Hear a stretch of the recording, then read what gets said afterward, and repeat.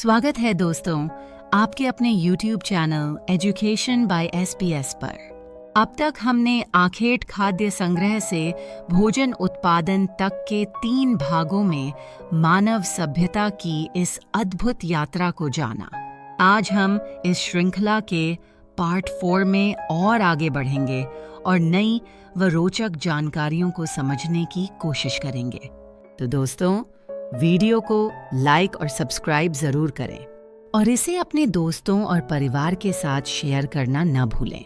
चलिए बिना देर किए हमारी इस खोज को शुरू करते हैं।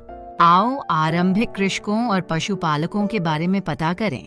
मेहरगढ़, बलूचिस्तान, पाकिस्तान। हड़प्पा, पाकिस्तान। मोहनजोदड़ो, पाकिस्तान। कोलडीहवा, उत्तर प्रदेश, भारत। महागढ़, उत्तर प्रदेश। आदमगढ़, मध्य प्रदेश, भारत। चिरांद, बिहार, भारत। पयमपल्ली, तमिलनाडु, भारत। बुरजुम, जम्मू कश्मीर, भारत। इनमगांव, महाराष्ट्र, भारत। दाओजली हार्डिंग, असम, भारत, जहां पुरातत्वविदों को शुरुआती कृषकों और पशुपालकों के होने के साक्ष्य मिले हैं। ये पूरे उपमहाद्वीप में पाए गए हैं। इनमें सबसे महत्वपूर्ण पश्चिमोत्तर क्षेत्र में, आधुनिक कश्मीर में और पूर्वी तथा दक्षिण भारत में पाए गए हैं।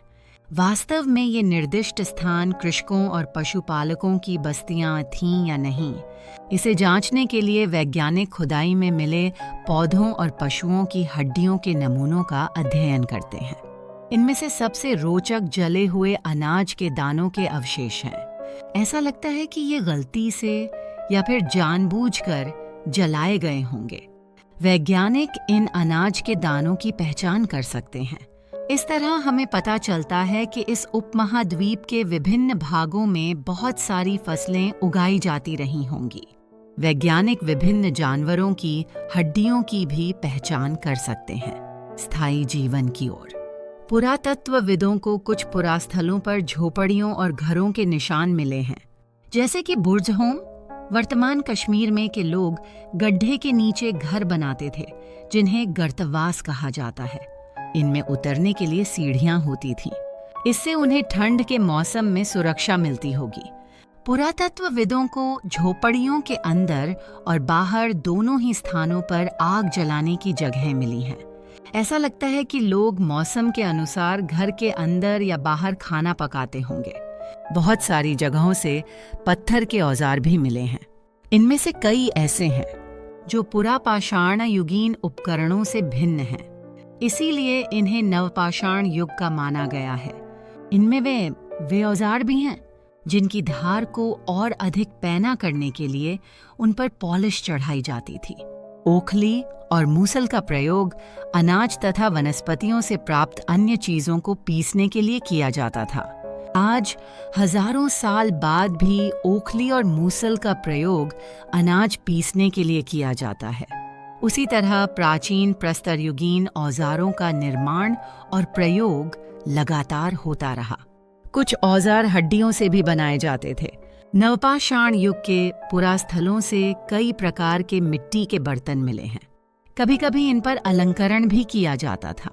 बर्तनों का उपयोग चीजों को रखने के लिए किया जाता था।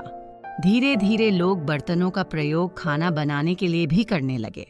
चावल, गेहूं तथा दलहन जैसे अनाज अब आहार का महत्वपूर्ण हिस्सा बन गए थे। इसके साथ साथ अब लोग कपड़े भी बुनने लगे थे। इसके लिए कपास जैसे आवश्यक पौधे उगाए जा सकते थे। क्या ये परिवर्तन हर जगह एक साथ ही आ गए होंगे? ऐसी बात नहीं है। एक तरफ जहां कई जगहों पर स्त्री पुरुष शिकार और भोजन संग्रह करने होगा का काम करते रहे थे, वहीं अन्य लोगों ने हजारों सालों के दरमियान धीरे धीरे खेती और पशुपालन को अपना लिया।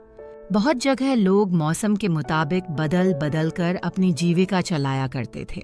सूक्ष्म निरीक्षण मेहरगढ़ में जीवन मृत्यु। मेहरगढ़ यह ईरान जाने वाले सबसे महत्वपूर्ण रास्ते बोलन दर्रे के पास एक हरा भरा समतल स्थान है। मेहरगढ़ संभवतः वह स्थान है जहां के स्त्री पुरुषों ने इस इलाके में सबसे पहले जौ, गेहूं उगाना और भेड़ बकरी पालना सीखा। यहाँ विभिन्न प्रकार के जानवरों की हड्डियां मिली। इनमें हिरण तथा सूअर जैसे जंगली जानवरों तथा भेड़ और बकरियों की हड्डियां हैं। मेहरगढ़ में इसके अलावा चौकोर तथा आयताकार घरों के अवशेष भी मिले हैं। प्रत्येक घर में 4 या उससे ज्यादा कमरे हैं, जिनमें से कुछ संभवतः भंडारण के काम आते होंगे। मृत्यु के बाद सामान्यतया मृतक के सगे संबंधी उसके प्रति सम्मान जताते हैं। लोगों की आस्था है कि मृत्यु के बाद भी जीवन होता है, इसीलिए कब्रों में मृतकों के साथ कुछ सामान भी रखे जाते थे। मेहरगढ़ में ऐसी कई कब्रें मिली हैं। एक कब्र में एक मृतक के साथ एक बकरी को भी दफनाया गया था। संभवतः इसे परलोक में मृतक के खाने के लिए रखा गया होगा।